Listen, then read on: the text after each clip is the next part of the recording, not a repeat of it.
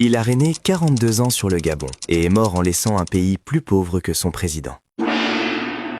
Mesdames et messieurs, prenez place. Aujourd'hui, on vous raconte l'histoire d'Omar Bongo, l'homme qui a pris les rênes d'un pays pétrolier, s'est converti à l'islam et mourut en offrant le pouvoir comme héritage à son fils.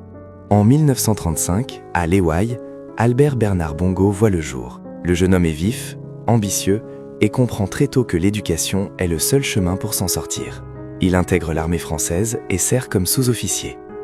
Puis entre dans l'administration gabonaise après l'indépendance de 1960.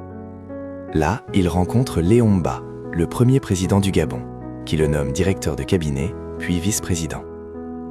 En 1967, Léon Mba tombe gravement malade, et le 2 décembre 1967, Albert Bernard Bongo devient président.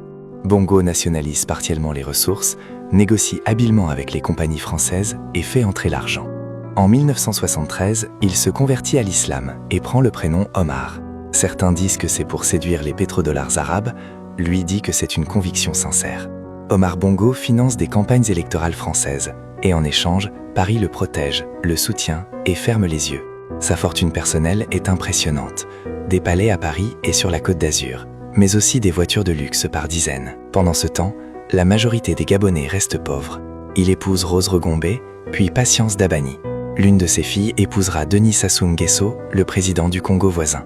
En 2003, une enquête française sur les biens mal acquis révèle l'étendue de sa fortune en France.